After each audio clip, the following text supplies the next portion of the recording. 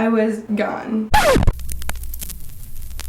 Hey guys, it's Kylie, and before I get into this video, I just want to apologize on what I look like. The air conditioning is just being a little weird and it's not working properly, so I'm sweating my ass off. I just had a voice crack when I'm a 13-year-old boy. So today is another story time. You guys seem to be liking story times, and I haven't done one in a little while since my drunk story time. And yeah, this is another drunk one. I swear to God, I am not an alcoholic, but I don't know. A lot of my interesting things in my life seem to happen when I'm drunk or when I'm drinking. So as you can tell by the title of this video, this is the first time I got blackout drunk, and I think I'm gonna throw in the second time I got blackout drunk as well. So the first time I got blackout drunk, this is what happened when I went to Dominican with my family. My mom, my sister, my dad, and my mom's friend who was a little younger than her, but she came with us anyway. She'd never been out of the country, so we thought, why not invite her? She shared a room with my sister and I, and then my mom, my dad had their own room, obviously. So we landed in Dominican Republic at 3 p.m. and I did not have a bracelet. I was not 18 at the time. I was 17, which is pretty bad because my drinking age in Canada is 19, but I don't think we have like MSPs or any of that stuff. You know, Erica, shout out to you that live in Michigan, where you literally get in trouble if you talk about drinking in a video when you're under 21. But I don't think we have that. I hope not. Like, don't charge me.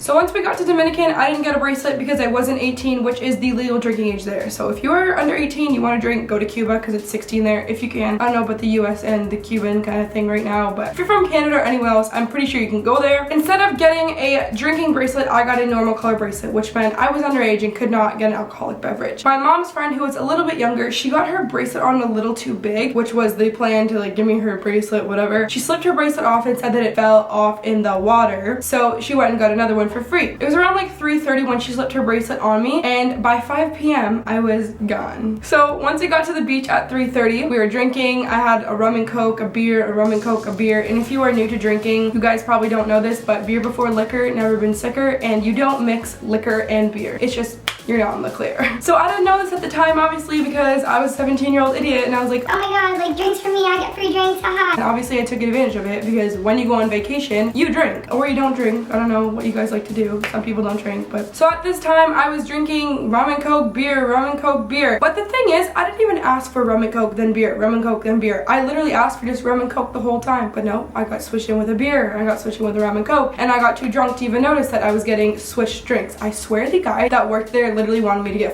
off my ass so he could just watch me because he knew I was too young, but. And here's some live footage of a picture of me hammed on the beach.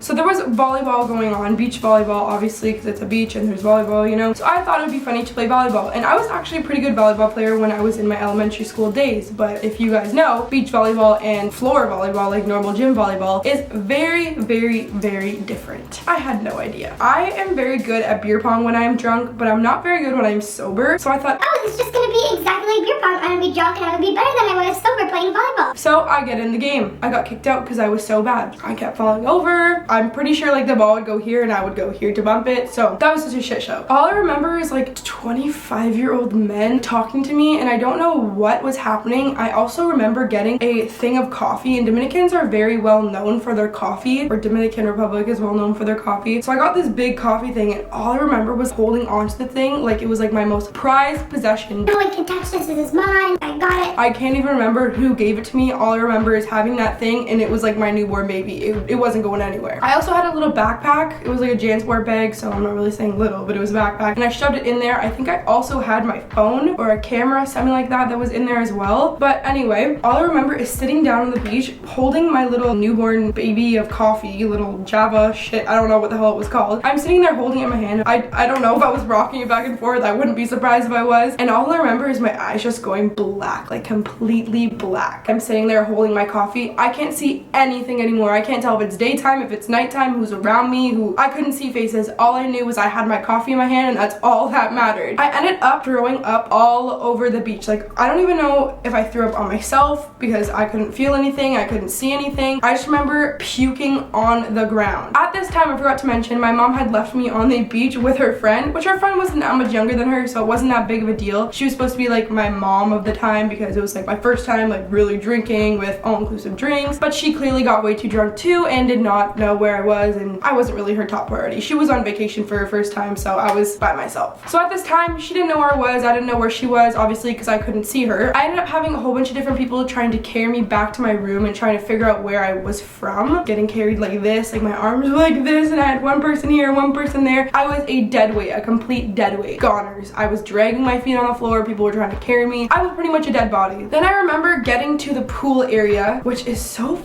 because it was literally like my first 2 hours on my trip, and everyone around me in the resort, which it wasn't even that big, saw what I was doing and saw who I was and saw me dying. So I got laid down on a pool chair beside the pool where everyone could see, obviously, and I started puking again. All I remember in my ear is some lady coming up. I knew it was a lady because of the voice. I could hear, I just couldn't see. She was like, I'm a nurse from back in the US. I can help you to see this friend, drink this water. And as she's saying this, I'm literally projectile vomiting beside her. And I'm pretty sure some of my puke went in the pool, but whatever. But she kept telling me,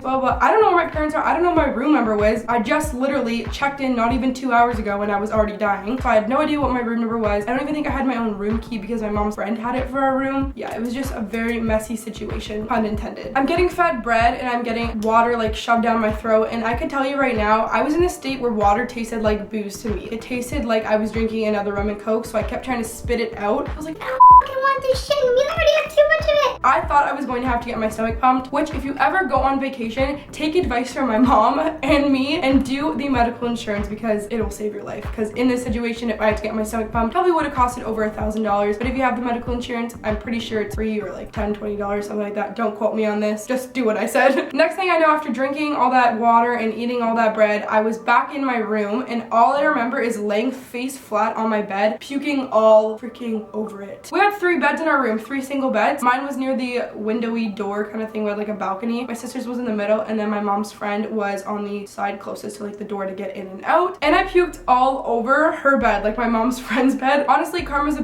for leaving your 17-year-old friend's daughter on the beach by herself for her first time drinking. So after puking all over her bed, I'm pretty sure she got the maid to clean it, or my mom cleaned it. I'm not quite sure because I was dead. That time was 5 o'clock p.m. So take 3:30 to 5 o'clock p.m. That's how long it took me for all this to happen, for me to get drunk as and die. So I ended up sleeping in my own bed and not waking up till 5 p.m. the next day. The rest of the 3 days, I think it was, I didn't eat anything. I think I had a slice of pineapple in between those 3 days of the vacation. I didn't eat anything. I couldn't, because everything I ate either tasted like that bread when I was drunk, or it tasted like booze to me. For the next 3 days, my vacation was ruined. I don't think I drank until the last day of my vacation, or the last 2 days, and I didn't get as drunk. So the next story I have for my second time getting blackout drunk, I think I'm gonna save for another video. So if you guys want to see that, I'll probably film it right after, and I'll just edit it once you guys tell me, oh yeah, we want to see it. So thank you guys so much for watching. I really hope you guys enjoyed. Make sure you let me know in the comments below if you guys like story times, because I love watching them, especially Tana Mojo's. I will never own up to that girl, but thank you guys so much. Bye guys.